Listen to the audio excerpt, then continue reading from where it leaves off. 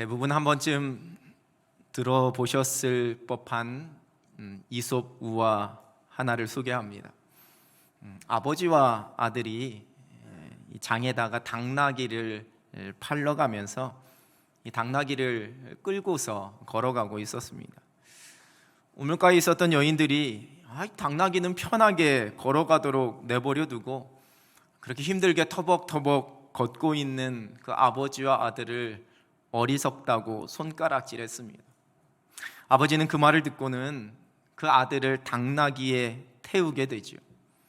그렇게 얼마쯤 걸어가고 있는데 이번에는 지나가던 나이 많은 어르신들이 그 아버지는 힘들게 걸어가고 있는데 이 아들 녀석이 편하게 당나귀를 타고 가는 그 모습을 보면서 그 아들을 꾸짖었습니다.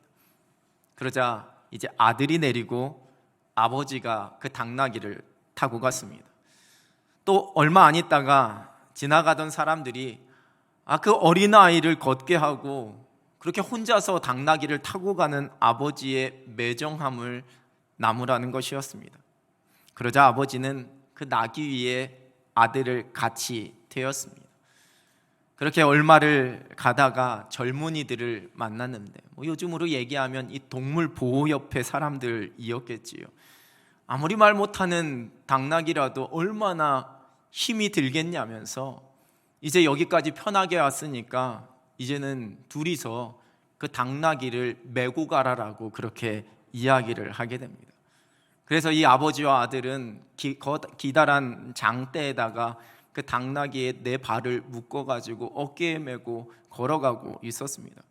이런 그 광경이 얼마나 어리석고 우스꽝스럽습니까? 그래서 지나가는 사람들이 다 그 모습을 보고 큰 소리로 웃게 되고 냇물을 건너던 중에 그 웃음소리에 놀란 그 매달려 있던 당나귀가 몸부림치는 바람에 그 당나귀를 물에 빠뜨려서 죽게 하였다라는 요즘 말로 이야기하면 웃기지만 슬픈 우픈 그러한 스토리입니다.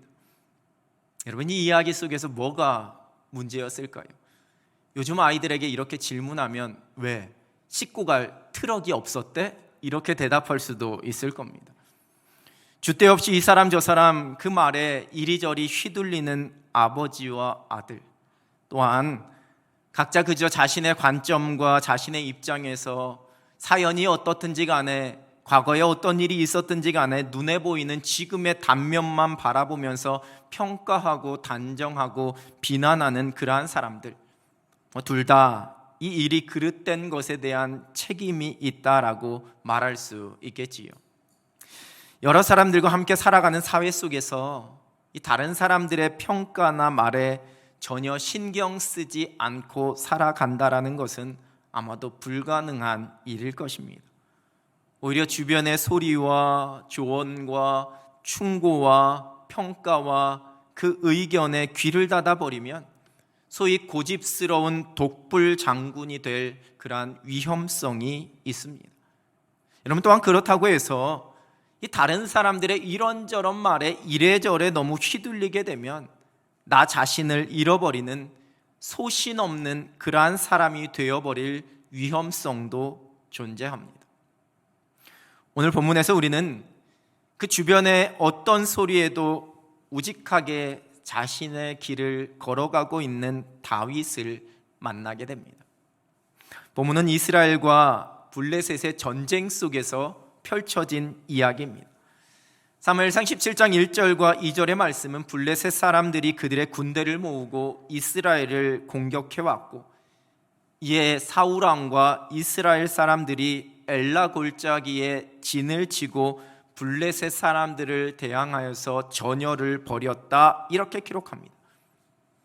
많은 이스라엘의 젊은 남성들이 군사로 차출이 되었고 다윗의 형들, 13절 말씀에 따르면 장자였던 엘리압과 둘째였던 아비나답과 셋째였던 삼마도 그 전쟁에 나가 있었습니다. 전쟁에 나간 아들들의 안위가 걱정되었던 아버지 이새는 막내 다윗에게 그 형들의 안부를 살피고 오라라고 말하게 되죠. 다윗이 엘라 골짜기에 갔을 때의 모습을 사무엘상 17장 20절 21절이 이렇게 기록합니다. 다윗이 아침에 일찍 일어나서 양을 양지키는 자에게 맡기고 이새가 명령한 대로 가지고 가서 진영에 이른즉 마침 군대가 전장에 나와서 싸우려고 고함치며 이스라엘과 블레셋 사람들이 전열을 벌이고 양군이 서로 대치하였더라. 이스라엘 군대와 블레셋 군대가 서로 대치 중이었습니다. 서로 고함치고 있었습니다. 그 중에서 블레셋의 장수였던 이 전쟁이 시작하자마자 나와서 싸움을 도두는 가드 사람 골리앗을 성경은 소개하고 있습니다. 다윗이 그 전장에 도착했을 때에 아주 떠들썩한 소리를 듣게 됩니다. 곧 골리앗이 이스라엘 진중을 향하여서 외치는 소리였습니다. 사무엘상 17장 8절 후반절에서 9절의 세번역 성경입니다. 너희는 어쩌자고 나와서 전열을 갖추었느냐? 나는 블레셋 사람이고 너희는 사울의 종들이 아니냐? 너희는 내 앞에 나설 만한 사람을 하나 뽑아서 나에게 보내어라. 그가 나를 쳐 죽여 이기면 우리가 너희의 종이 되겠다. 그러나 내가 그를 쳐 죽여 이기면 너희가 우리의 종이 되어서 우리를 섬겨야 한다. 그리고 이어지는 10절 후반절입니다. 내가 오늘 이스라엘 군대를 이처럼 모욕하였으니 너희는 어서 나에게 한 사람을 내보내어 나하고 맞붙어 싸우게 하여라. 이러한 골리앗의 외침에 대한 다윗의 그 말을 26절 하반절은 이렇게 기록합니다. 이 할례받지 많은 블레셋 사람이 누구이기에 살아계시는 하나님의 군대를 모욕하겠느냐. 골리앗의 말을 듣고 두려워서 도망했던 이스라엘 백성들도 골리앗이 외치고 있는 그 말의 의미가 무엇인지는 잘 알고 있었습니다. 25절 전반절입니다. 이스라엘 사람들이 이르되 너희가 이 올라온 사람을 보았느냐? 참으로 이스라엘을 모욕하러 왔도다. 골리앗의 외치는 소리는 하나님의 백성인 이스라엘을 또한 그 하나님의 군대를 모욕하고 조롱하는 그러한 말이었습니다. 다윗이 그 말을 듣고 분노하고 있을 때에 또 한 소리를 듣게 됩니다. 자신의 곁에 서 있는 사람들에게 골리앗을 죽여서 이스라엘의 치욕을 제거하는 사람에게는 어떠한 대우를 하겠는지를 묻는 그 다윗의 말을 듣게 된 큰형 엘리압이 이렇게 말합니다. 본문 28절입니다. 큰형 엘리압이 다윗이 사람들에게 하는 말을 들은지라 그가 다윗에게 노를 바라여 이르되 내가 어찌하여 이리로 내려왔느냐? 들에 있는 양들을 누구에게 맡겼느냐? 나는 내 교만과 내 마음의 완악함을 아노니 내가 전쟁을 구경하러 왔도다. 조금 점잖게 번역되어져 있지만 새번역 성경은 이 구절을 더 실감나게 이렇게 번역합니다. 다윗이 군인들과 이렇게 이야기하는 것을 맏형 엘리압이 듣고 다윗에게 화를 내며 꾸짖었다. 너는 어쩌자고 여기까지 내려왔느냐? 들판에 있는 그 몇 마리도 안 되는 양은 누구에게 떠맡겨 놓았느냐? 이 건방지고 고집센 녀석아, 네가 전쟁 구경을 하려고 내려온 곳을 누가 모를 줄 아느냐? 장자인 자신을 제치고 막내였던 다윗이 왕으로 기름 부음 받은 것이 그리 탐탁하지 않았기에, 또 아니면 그 골리앗을 두려워하면서 아무 소리도 하지 못하고 있던 자신과는 달리 이제 분노하면서 골리앗과 싸우려고 하는 그 막내인 그 다윗에 대한 일종의 열등감이었을까요?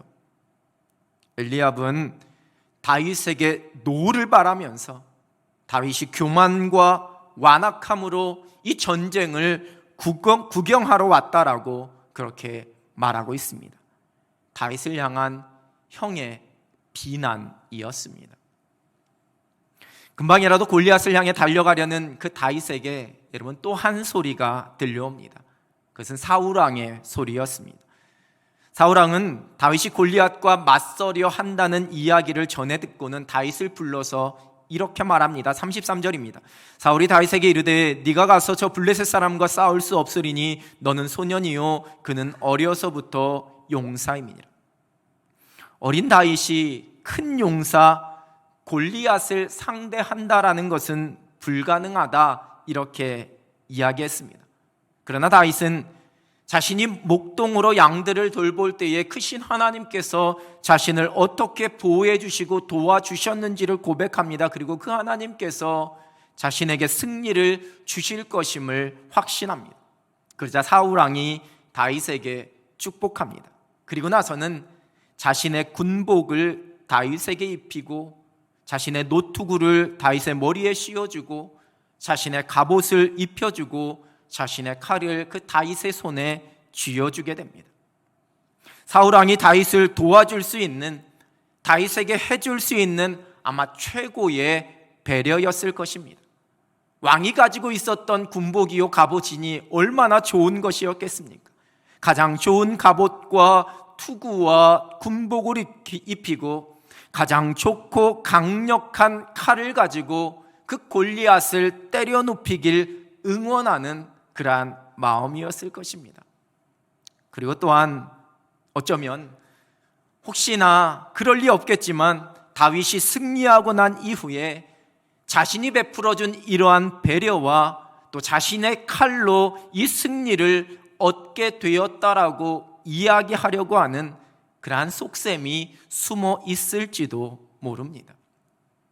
그 정확한 의도가 무엇이었든지 간에 중요한 것은 그 사울왕의 눈에는 다윗은 소년이고 골리앗은 큰 용사였습니다. 불가능해 보이지만 그나마 세상에 좋은 무기, 세상에 좋은 갑옷, 세상에 좋은 투구를 쓰고 무장해야지만 그나마 그를 이길 수 있다라고 생각하면서 다윗에게 제안했던 겁니다. 여러분, 거대한 골리앗을 향해 믿음으로 나가려고 했던 다윗에게 들려왔던 소리들은 결코 그를 지지하거나 그를 응원해주거나 그의 힘을 북돋아주는 그러한 소리가 아니었습니다. 오히려 그의 믿음을 흔드는, 그의 마음을 무너뜨리고 그를 움츠러들게 만드는 그러한 소리였습니다. 아주 오래전에 대학 다닐 때 선교단체에서 만났던 한 후배가 이제 대학을 졸업하고 취업을 하는 것이 아니라 자기도 신학대학원을 가겠다고 하면서 저를 찾아온 적이 있었습니다. 학교 다닐 때도 정말 이 후배 녀석이 참 순수하고 늘 그 말씀에 대한 궁금한 것이 많아서 이것저것 찾아와서 물어보고 함께 성경 공부할 때면 그 성경을 보는 관점이나 그 해석하는 눈이 참 탁월하다라고, 그 참 깊이가 있다라고 제가 감탄했었던 그러한 후배였습니다. 함께 큐티를 나눌 때 어찌나 은혜스럽게 말씀을 묵상하고 삶에 적용을 하는지 저도 많이 은혜를 받았고 도전받았던 그러한 후배였습니다. 그러더니만 결국 대학을 졸업하고 나도 형님과 같이 신학대학원 가겠다고 결단을 했다고 하면서 저를 찾아왔던 겁니다. 그리고 그렇게 신학대학원에 입학하고 신대원을 다니면서 한 교회에 청빙받아서 교육전도사로 사역을 하던 중에 어느 날 다시 한번 저를 찾아왔습니다. 근데 그 얼굴이 처음 신대원 가겠다라는 이야기를 하기 위해 찾아왔을 때의 모습과는 느낌이 사뭇 달랐습니다. 뭔가 얼굴에 근심이 있었고 밝아 보이지 않는, 자기가 이제 신대원 가겠다라고 찾아왔을 때 그 환하고 행복했던 그 막 광채가 나던 그러한 모습이 조금은 바래진 그러한 얼굴이었습니다. 이렇게 이야기합니다. 형님, 저는 신학대학원 가면 수업 시간마다 막 신구약 성경의 말씀을 깊이 공부하면서 말씀 속에서 막 은혜와 도전받고 막 성령 충만함으로 뜨겁게 막 통성기도하고, 신대원 생활하면 친구들 그 다 뭐 전도사님들이니까 막 사랑하고 배려하고 양보하고 축복하고 막 초대교회 같은 이런 어쩐 영적인 뜨거운 사랑의 코이노니아가 펼쳐질 줄 알았어요. 목회자가 되어서 사역을 하게 되면 막 주일이 막 기다려지고, 주일에 가면 행복하게 말씀 나누고 막 성도들과 아이들과 뜨겁게 막 기도하면서 눈물 흘리고 막 은혜 받는 막 그러한 일들만 가득 찰 줄 알았어요. 그러는 겁니다. 제가 속으로 웃으면서 참 순진하기는 그렇게 생각하면서 그 후배에게 그렇게 살고 싶으면 신학대학원 다니고 교육전도사로서 사역할 것이 아니라 내가 잘 알고 있는 수도원 하나 있는데 그 수도원 들어가서 기도하면서 살면 아마 그렇게 살 수 있을 거라고 그렇게 웃으면서 이야기해주고 그 마음을 격려해줬던 그러한 기억이 납니다. 목회자가 되겠다고 소명받은 사람들만 모여있는 신학대학원에 가면 여러분 늘 천군천사의 부드러운 음성만이 들릴까요? 여러분 거기에도 일반 대학처럼 중간 기말 시험에 민감하고 장학금에 민감하고 학점에 민감하고 도서관 자리에 민감하고 학교 식당에서 누군가 새치기하고 옆방 기숙사에서 큰 소리 내면 얼굴 붉히고 갈등과 이기적인 큰 목소리가 들려옵니다. 교회의 사역자로 목회자로 부임하게 되면 늘 하나님의 말씀만 연구하고 기도만 하면서 은혜 충만한 천국의 삶만을 살아갈까요? 궁금하시면 아직도 늦지 않았으니까 목회 한번 해보시면 아실 수 있습니다. 수많은 오해와 갈등과 풀어야 할 일들, 때로는 속상하고 힘이 드는 일들이 왜 없겠습니까? 마음을 무너지게 하고 힘이 빠지게 하는 그러한 소리들이 왜 안 들려오겠습니까?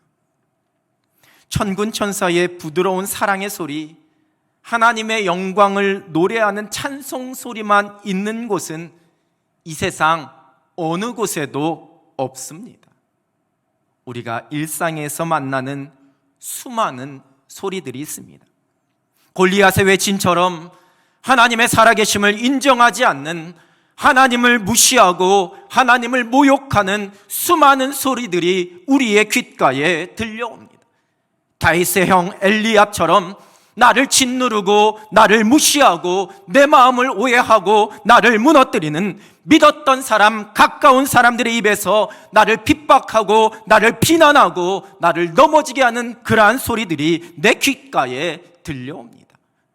사울왕처럼 나는 믿음으로 모든 것을 감당하려고 하는데 세상의 방법과 세상의 지혜와 세상에서 힘이 될 만한 것, 이것을 의지해야 한다고, 그래서 더 열심히 세상의 힘을 모으고 그것을 움켜잡아야지만 그나마 성공할 수 있다라는 유혹의 소리, 그러한 제안이 우리의 귓가에 들려옵니다. 여러분, 믿음은 골리앗의 소리, 엘리압의 소리, 사울왕의 소리가 없는 곳에서 지켜지고 발휘되는 것이 믿음이 아닙니다. 우리의 믿음을 끊임없이 흔들려고 도전하는 소리들, 우리의 마음을 유혹하는 세상의 수많은 그 소리들 앞에서 우리의 귀를 막고 오직 우직한 믿음으로 하나님만 바라보면서 흔들리지 않고 한 걸음 한 걸음 걸어가는 것, 그것이 바로 일상을 살아내는 믿음입니다. 이스라엘 모든 군사들과 백성들의 그 골리앗의 소리 앞에서 움츠러들고 두려워하며 도망하는 그러한 모습을 바라보면서, 그러나 다윗은 조금도 주눅들거나 기죽지 않았습니다. 감히 이 할례받지 않은 사람이 누구이기에 살아계신 하나님의 군대를 모욕하느냐며 분노했습니다. 자신을 무시하는, 자신을 왜곡되게 평가해버리는 형 엘리압의 말에 휘둘리지 않았습니다. 꺾이지 않았습니다. 당당하게 자신의 소신과 믿음을 이야기합니다. 세상에서 가장 좋은 무기를 권하는 그 사울왕에게 이것은 내게 익숙하지 못하니 내가 입고 가지 않겠다라면서 벗어버렸습니다. 그리고 믿음으로 물맷돌을 가지고 골리앗에게 나아갔습니다. 다윗의 노래인 시편 55편 2절과 3절입니다. 내게 굽히사 응답하소서. 내가 근심으로 편하지 못하여 탄식하오니 이는 원수의 소리와 악인의 압제 때문이라. 그들이 죄악을 내게 더하며 노하여 나를 핍박하나이다. 자신의 귓가에 들려오는 수많은 원수들의 그 소리로 인해 다윗이 너무 근심이 되고 내가 편하지 못하다라고, 너무 괴롭다라고 탄식하고 있습니다. 4절과 5절입니다. 내 마음이 내 속에서 심히 아파하며 사망의 위험이 내게 이르렀도다. 두려움과 떨림이 내게 이르고 공포가 나를 덮었도다. 그 들려오는 소리가 얼마나 나를 두렵게 하는지, 그 소리로 인해 내가 아픔과 위험과 두려움과 공포 가운데 그렇게 놓여져 있다라고 고백합니다. 그래서 이 악한 소리들에 대해서 심지어 이렇게까지 기도하고 있습니다. 9절입니다. 내가 성내에서 강포와 분쟁을 보았사오니 주여 그들을 멸하소서, 그들의 혀를 잘라버리소서. 얼마나 힘이 들었던지, 그런 악한 말을 하고 있는, 나를 힘들게 하는 그 원수들의 그 소리를 내고 있는 그들의 혀를 잘라달라고 이렇게 하나님 앞에 기도하고 있습니다. 그러나 그 모든 상황 속에서 오직 믿음 붙잡고 하나님 앞으로 나아갑니다. 16절, 17절입니다. 나는 하나님께 부르짖으리니 여호와께서 나를 구원하시리로다. 저녁과 아침과 정오에 내가 근심하여 탄식하리니 여호와께서 내 소리를 들으시리로다. 구원하실 하나님, 그 모든 세상의 소리들 속에서, 원수들의 소리 속에서 오직 나의 기도 소리, 나의 탄식 소리를 들으실 살아계신 하나님을 신뢰하며 하나님을 의지하고 있습니다.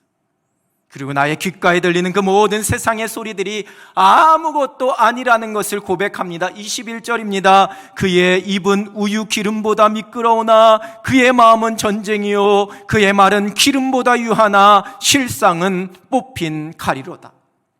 힘있어 보이는 그 소리, 나를 두렵게 만들고 나를 흔들리게 하는 그 소리가 하나님 앞에서는 아무것도 아니라는 것을 고백하면서 선포하고 있습니다.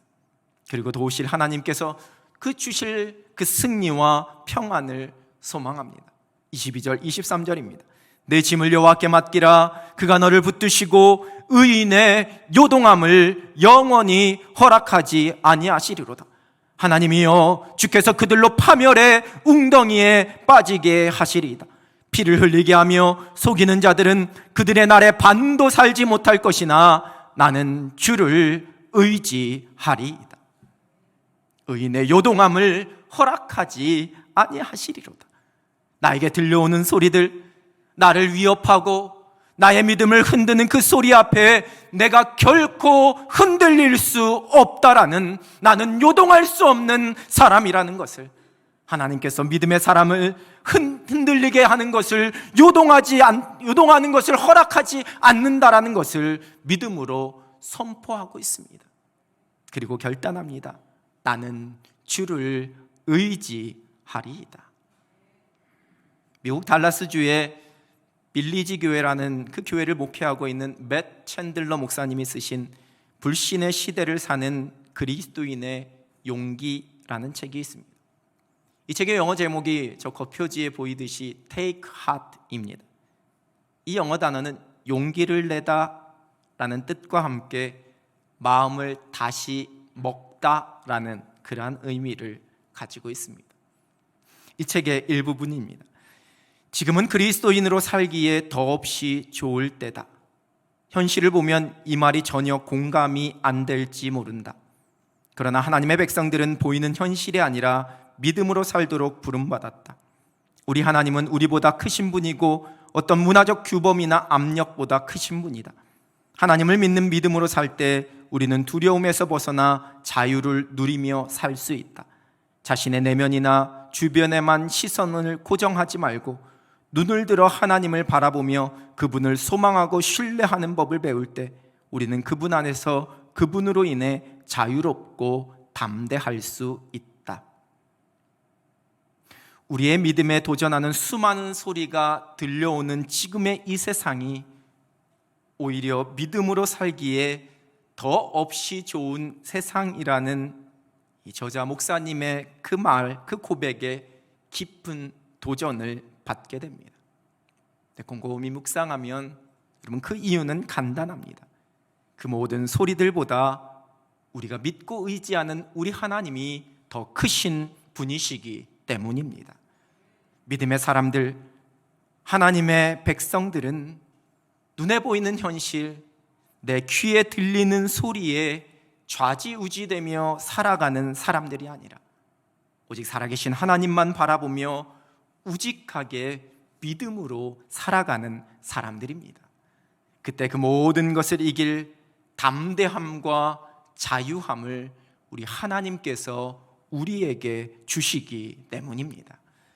우리의 믿음을 도전하는 세상의 소리가 점점 커질 때에 여러분, 오히려 우리의 믿음이 더 커질 수 있습니다. 우리의 믿음의 진가가, 우리의 믿음의 능력이 더 힘있게 발휘될 수가 있는 겁니다.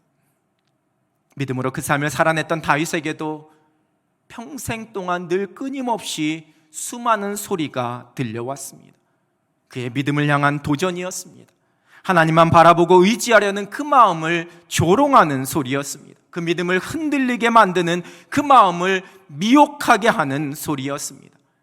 일상을 살아가는 삶 속에 믿음의 사람들이 끊임없이 듣게 되는 소리가 있습니다. 세상의 허탄한 소리입니다. 허탄한 소리, 허탄하다, 이 단어는 거짓이 많아서 믿업지 않다라는 의미를 갖고 있습니다.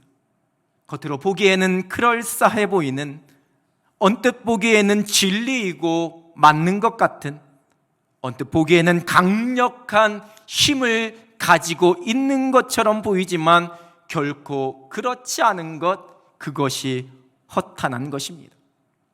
세상의 수많은 허탄한 소리, 그럴싸하게 들리고 진리인 것처럼 들리고 힘이 있는 것처럼 들리는 소리들이 저와 여러분의 귓가에 끊임없이 들려옵니다. 우리의 믿음에 도전하고 우리의 마음을 흔들리게 합니다. 우리가 그 소리를 따라가는 것이, 그 소리대로 행하는 것이 실패하지 않는 성공의 길이요 번성함의 길인 것처럼 여겨질 때도 있습니다. 그 소리에 귀 기르는 것이 오히려 지혜로운 것처럼 여겨질 때도 있습니다. 여러분, 그러나 결코 세상에서 들려오는 허탄한 소리 앞에 우리의 믿음이 흔들리거나 우리의 믿음을 타협하지 않습니다. 그것이 바로 일상을 살아내는 믿음입니다. 성령 강림 주일입니다. 오직 성령에 붙들림 받은 사람, 성령 충만한 사람만이 이 세상의 허탄한 소리에 흔들리지 않고 주님 말씀하시고 부르시는 그 음성에만 귀 기울이며 그 인도하심을 따라 믿음으로 살아갈 수 있습니다. 주의 성령에 붙들린 사람들만이 허탄한 그 소리들에 흔들리지 않는 믿음의 담대함과 용기를 가질 수 있습니다. 여러분, 나의 의지와 나의 힘으로 이 모든 허탄한 소리들을 거부하고 이겨내는 것 불가능합니다. 우리의 육신의 손으로 우리의 귀를 완전히 막아버릴 수 없습니다. 오직 성령께서 그 모든 허탄한 소리 속에서 우리의 귀를 막아주시고 우리로 하여금 우직하게 믿음의 길을 걸어가게 해주십니다.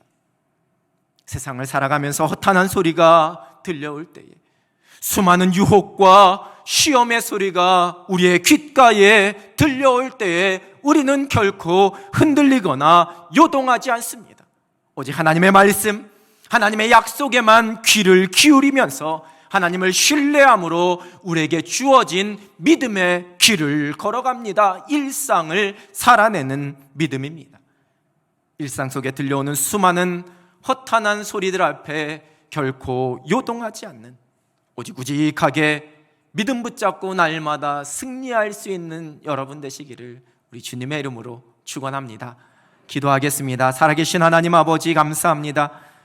우리를 하나님의 백성, 하나님의 자녀로 불러주시고 우리에게 성령을 약속하시고 성령을 보내주셔서 이 땅에서 하나님 주시는 은혜와 하나님 주시는 능력으로 모든 것 가운데 승리케 하여 주시니 하나님 감사합니다.